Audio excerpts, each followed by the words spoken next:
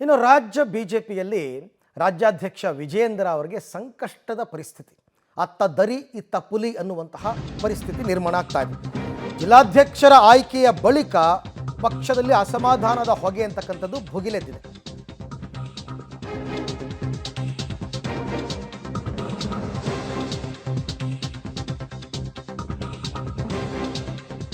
ಜಿಲ್ಲಾಧ್ಯಕ್ಷರ ಮೊನ್ನೆ ಆಯ್ಕೆ ಆಯ್ತಲ್ಲ, ಅದಾದ ಮೇಲೆ ಎಲ್ಲರೂ ಅಸಮಾಧಾನ ವ್ಯಕ್ತಪಡಿಸ್ತಾ ಇದ್ದಾರೆ ರಾಜ್ಯಾಧ್ಯಕ್ಷರ ವಿರುದ್ಧ.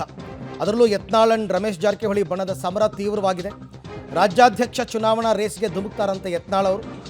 ಇವತ್ತು ಬಿಜೆಪಿ ಭಿನ್ನರ ಪಾಳಯದಲ್ಲಿ ಹೈವೋಲ್ಟೇಜ್ ಮೀಟಿಂಗ್ ಕೂಡ ಇದೆ. ಯತ್ನಾಳ್ ಹೆಸರು ಅಧಿಕೃತ ಘೋಷಣೆಗೆ ತೀರ್ಮಾನ ಮಾಡಿಕೊಂಡಿದ್ದಾರೆ. ಯತ್ನಾಳ್ಗೆ ಅಸಮಾಧಾನಗೊಂಡವರ ಬೆಂಬಲ ಸಿಗುವ ವಿಶ್ವಾಸ. ಒಂದು ಕಡೆ ರಾಮುಲು, ಮತ್ತೊಂದು ಕಡೆ ಸುಧಾಕರ್ರು, ಈಗ ಯಾರ್ಯಾರು ವಿಜಯೇಂದ್ರ ಅವರ ವಿರುದ್ಧ ಮಾತನಾಡಿದ್ದಾರೆ ಅವರೆಲ್ಲರೂ ಕೂಡ ಭಿನ್ನರ ಬಣಕ್ಕೆ ಬರ್ತಾರೆ ಅನ್ನೋದು ಲೆಕ್ಕಾಚಾರ. ಇವ ಚಟಿ ಹಾಕೋ ಮುಂದೆ ನಾವು ಪಕ್ಷ ಜಿಲ್ಲಾಧ್ಯಕ್ಷ ಆಗಿ, ರಾಜ್ಯ ಉಪಾಧ್ಯಕ್ಷ ಆಗಿ, ಕೋರ್ ಕಮಿಟಿ ಸದಸ್ಯರೇ ಕೆಲಸ ಮಾಡಿ ನಾವೆಲ್ಲ. ಬೊಮ್ಮಾಯರಾಗಲಿ, ಆರ್ ಅಶೋಕ್ ಆಗಲಿ, ಯತ್ನಾಳ್ ಆಗಲಿ, ಯಡಿಯೂರಪ್ಪ ಒಬ್ಬರೇ ಪಾರ್ಟಿ ಕಟ್ಟು ಅಧ್ಯಕ್ಷ ಆಗಲಿಲ್ಲ, ಮುಖ್ಯಮಂತ್ರಿ ಆಗಲಿಲ್ಲ. ನಾವೆಲ್ಲ ದುಡಿಮೆ ಇದೆ. ಈ ಬಚ್ಚನಿಂದ ಏನು ಕಲಿಬೇಕಾಗಿಲ್ಲ. ನಾವು ಯಾರು ಆಗ್ಬೇಕು ಅಭ್ಯರ್ಥಿ ಅನ್ನೋದು ಫೈನಲ್ ಮಾಡಿಲ್ಲ. ನಮ್ಮ ಮನೆ ವಿಜಯಪುರದಲ್ಲಿ ಹೇಳಿದ್ದೇನು, ಎಲ್ಲರೂ ಕೂಡಿ ಒಂದು ಅಭ್ಯರ್ಥಿಯನ್ನು ಸೂಚನೆ ಮಾಡಿದ್ರೆ ಅವನ್ನ ನಾವು ಅಭ್ಯರ್ಥಿ ಮಾಡ್ತೀವಿ. ಎಲ್ಲರ ಸಮಾಧಾನ ಅದ ರೀ. ಈಗ ಯಾರೂ ಸಮಾಧಾನ ಇಲ್ಲ.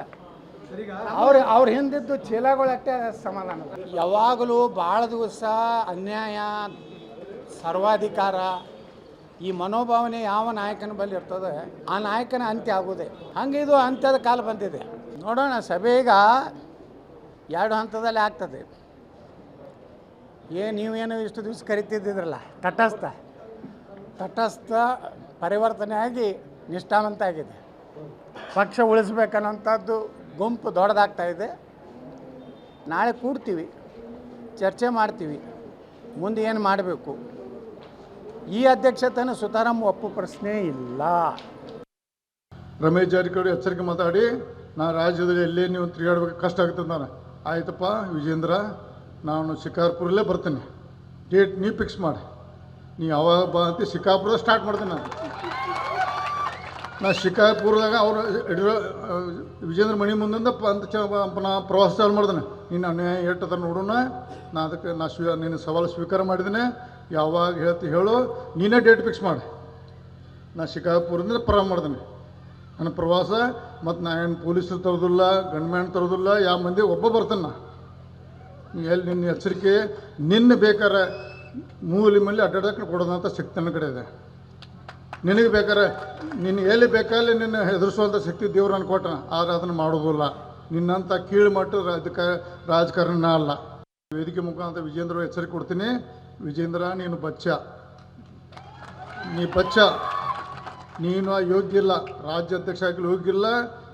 ಇವತ್ತು ಯಡಿಯೂರಪ್ಪ ನಮ್ಮ ನಾಯಕ, ಅದ್ರ ಬಗ್ಗೆ 2 ಮಾತಿಲ್ಲ. ಯಡಿಯೂರಪ್ಪ ಬಗ್ಗೆ ಯಾವಾಗಲೂ ಎಚ್ಚರಿಕೆಯಿಂದ ಮಾತಾಡ್ತೀನಿ ನಾನು.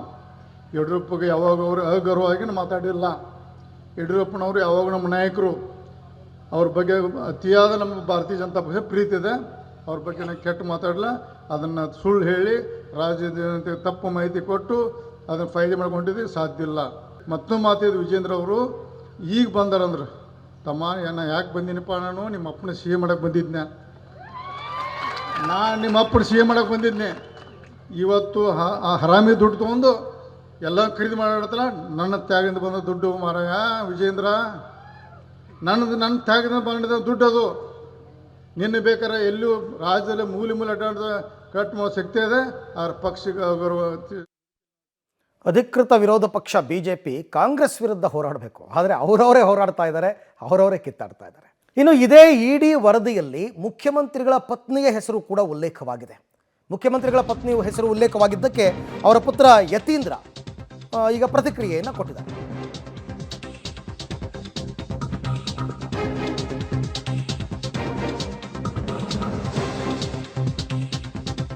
ಇಡಿ ಪತ್ರದಲ್ಲಿ ಸಿಎಂ ಪತ್ನಿ ಹೆಸರು ಉಲ್ಲೇಖ ವಿಚಾರಕ್ಕೆ ಸಂಬಂಧಪಟ್ಟಂತೆ ಎಂಎಲ್ಸಿ ಯತೀಂದ್ರ ಸಿದ್ದರಾಮಯ್ಯ ಪ್ರತಿಕ್ರಿಯೆ ಕೊಟ್ಟಿದ್ದಾರೆ. ಇಡಿ ಮೇಲೆ ಕೇಂದ್ರದವರು ಒತ್ತಡವನ್ನು ಹೇರ್ತಾ ಇದ್ದಾರೆ. ಬಿಜೆಪಿ ತಾಳಕ್ಕೆ ತಕ್ಕಂತೆ ಇಡಿ ಕುಣಿತಾ ಇದೆ. ಸಿದ್ದರಾಮಯ್ಯನವರು ಯಾವುದೇ ತಪ್ಪು ಮಾಡಿಲ್ಲ, 5 ವರ್ಷನೂ ಸಿದ್ದರಾಮಯ್ಯನವರೇ ಮುಖ್ಯಮಂತ್ರಿಯಾಗಿರ್ತಾರೆ ಅಂತ ಮೈಸೂರಿನಲ್ಲಿ ಡಾಕ್ಟರ್ ಯತೀಂದ್ರ ಸಿದ್ದರಾಮಯ್ಯ ಹೇಳಿಕೆ ಕೊಟ್ಟರು.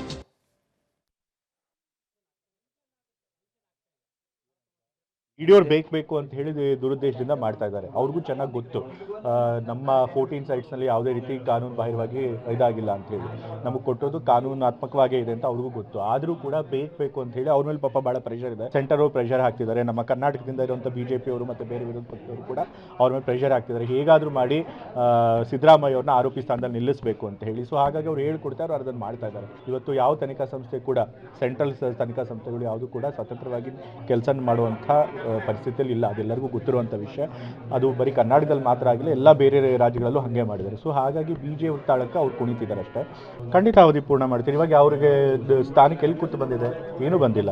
ಇವತ್ತು ನಮ್ಮ ಪಕ್ಷದಲ್ಲಿ ಹೈಕಮಾಂಡ್ ಅವ್ರ ಪರವಾಗಿ ನಿಂತಿದೆ, ನಮ್ಮ ಪಕ್ಷದಲ್ಲಿರುವಂಥ ಅಧ್ಯಕ್ಷರು ಕೂಡ ಅವ್ರ ಪರವಾಗಿದ್ದಾರೆ. ಯಾರು ಕೂಡ ರಾಜೀನಾಮೆ ಕೊಡಿ ಅಂತ ಕೇಳಿಲ್ಲ. ACC ಅಧ್ಯಕ್ಷರು ಖರ್ಗೆ ಅವ್ರ ಪರವಾಗಿ ನಿಂತಿದ್ದಾರೆ. ನಮ್ಮ ರಾಜ್ಯದಲ್ಲಿರುವಂಥ MLAಗಳೆಲ್ಲರೂ ಕೂಡ ಸಿದ್ದರಾಮಯ್ಯ ಮುಖ್ಯಮಂತ್ರಿಗಳು ಮುಂದುವರಿಬೇಕು ಅಂತ ಹೇಳಿದ್ದಾರೆ. ಸೊ ಎಲ್ಲರೂ ಅವ್ರ ಜೊತೆಗೆ ಇರಬೇಕಾದ್ರೆ ಅವ್ರು ಖಂಡಿತ ಸಂಪೂರ್ಣ ಅವಧಿನ ಖಂಡಿತ ಸಂಪೂರ್ಣ ಅವಧಿಯನ್ನು ಮುಗಿಸ್ತಾರೆ.